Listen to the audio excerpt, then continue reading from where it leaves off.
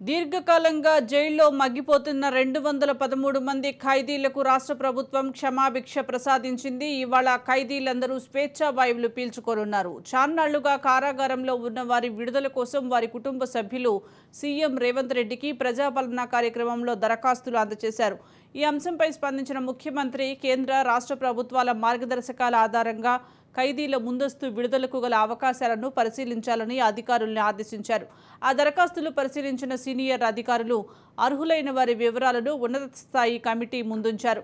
Committee ఆ వివరాలను పరిశీలించి విడుదలకు అర్హులైన ఖైదీల జాబితాను కేబినెట్ ముందుంచింది.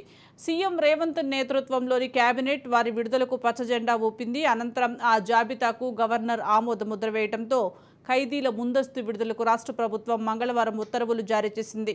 ఈ మేరకు రాష్ట్ర వ్యాప్తంగా ఉన్న అన్ని జైళ్ల నుంచి క్షమాభిక్షకు ఎంపికైన ఖైదీల్ని చర్లపల్లి కేంద్ర కారాగారానికి చేర్చారు.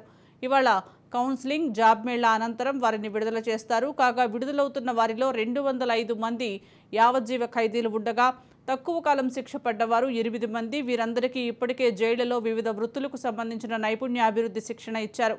మెరుగైన ప్రవర్తన ద్వారా సమాజంలో తిరిగి కలిసిపోవడానికి వారందరికీ కౌన్సిలింగ్ ఇప్పించారు.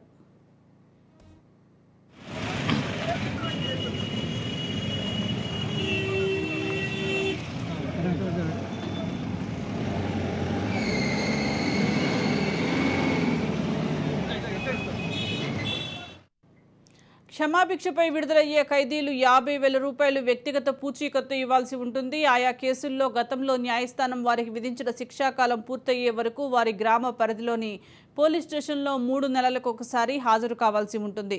క్షమాభిక్షపై విడుదలయ్యే ఖైదీలు తిరిగి ఏదైనా నేరానికి పాల్పడితే వారికి రద్దు చేసి శిక్షాకాలాన్ని తిరిగి అమలు చేస్తామని ప్రభుత్వం తన మార్గదర్శకాల్లో స్పష్టం చేసింది.